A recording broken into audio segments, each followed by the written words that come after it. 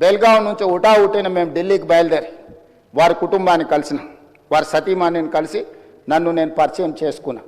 ఎందుకంటే వారికి నివాళులు అర్పించి వారి సతీమణి గారికి ప్రగాఢ సానుభూతి తెలపాలన్న ఆలోచనతో వారి సతీమణిని కలిసి నేను రేవంత్ రెడ్డిని తెలంగాణ రాష్ట్ర ముఖ్యమంత్రిని నమస్కారం పెడితే కూర్చో అని చెప్పి తెలంగాణ రాష్ట్రం వారు చాలా ప్రత్యేకమైన పరిస్థితుల్లో ఆ రాష్ట్రాన్ని మీకు ఇవ్వడం జరిగింది.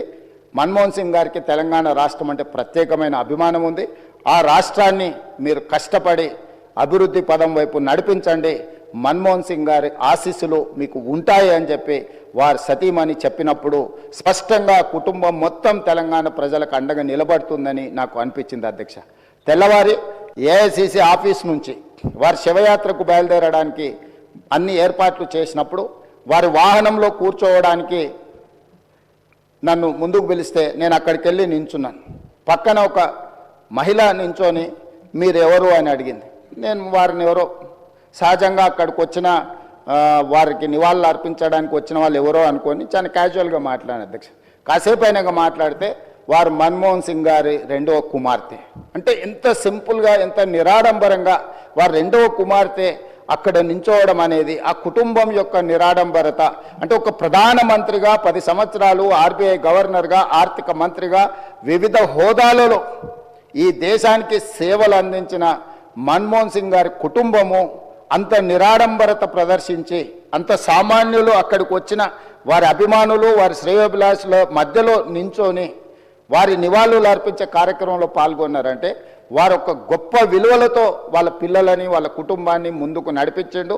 వాళ్ళ కుటుంబానికే కాదు అధ్యక్ష, ఈరోజు ఈ దేశ యువకులకు అందరికీ కూడా డాక్టర్ మన్మోహన్ సింగ్ గారు ఆదర్శము. వారి ఆదర్శాలను తీసుకొని వారి మేధోశక్తిని మన యువత అందిపుచ్చుకొని వారు ఇచ్చిన అవకాశాలను మనం ఈరోజు ప్రపంచానికి సేవలను అందించే ప్రపంచాన్నే శాసించే స్థాయికి ఈరోజు మన దేశం ఆర్థికంగా నిలబడ్డది అధ్యక్ష. ఆర్థికంగా, రాజకీయంగా, సాంకేతికంగా ఈరోజు అన్ని రకాలుగా ఈ దేశం బలపడ్డది. ఈ దేశం ప్రపంచంతో పోటీ పడుతున్నదంటే డాక్టర్ మన్మోహన్ సింగ్ గారి సేవలు ఎన్నో ఈ దేశానికి ఉపయోగపడ్డాయి అధ్యక్ష. అలాంటి గొప్ప నాయకుడిని కోల్పోయిన సందర్భంగా ఈరోజు తెలంగాణ శాసనసభ తమరి నాయకత్వంలో ఒకరోజు సమావేశాలను ఏర్పాటు చేసి రాజకీయాలకు అతీతంగా ఎన్ని విషయాలలో మనకు భిన్న అభిప్రాయాలు ఉన్నా ఈ దేశంలో ఉండే 140 కోట్ల ప్రజలకు అన్ని రాజకీయ పార్టీలు అన్ని సంఘాలు ఆర్ఎస్ఎస్ నుంచి ఆర్ఎస్యు వరకు కమ్యూనిస్టుల నుంచి ఈరోజు మిగతా రాజకీయ పార్టీల వరకు ఎవరిని తీసుకున్నా ఈరోజు మన్మోహన్ సింగ్ గారి పట్ల ఏకాభిప్రాయమే వ్యక్తం చేయాల్సిన సందర్భం అధ్యక్ష.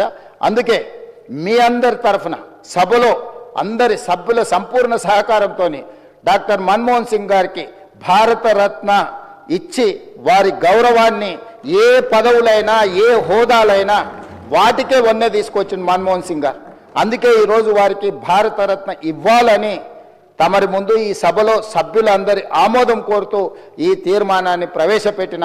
ఇదే కాకుండా ఆర్థికవేత్తగా ఆర్థిక విధానాలను ముందుకు తీసుకొచ్చిన డాక్టర్ మన్మోహన్ సింగ్ గారి విగ్రహం తెలంగాణ రాష్ట్ర ఏర్పాటులో ప్రధానమంత్రిగా రాజ్యసభలో ఒక దశలో రాజ్యాంగ సవరణల కోసం వచ్చిన చర్చలో తెలంగాణ రాష్ట్రం వెనక్కి పోతుందేమో అన్నంత గందరగోళ పరిస్థితులు ఏర్పడ్డాయి అధ్యక్ష. ఆ సమయంలో వారి అనుభవాన్ని కంప్లీట్గా ముఖ్యంగా మనం ఇక్కడ గుర్తు చేసుకోవాల్సింది డాక్టర్ మన్మోహన్ సింగ్ గారికి అత్యంత సన్నిహితుడుగా అత్యంత నమ్మకమైన సహచరుడుగా జైపాల్ రెడ్డి గారు కొనసాగినారు. జైపాల్ రెడ్డి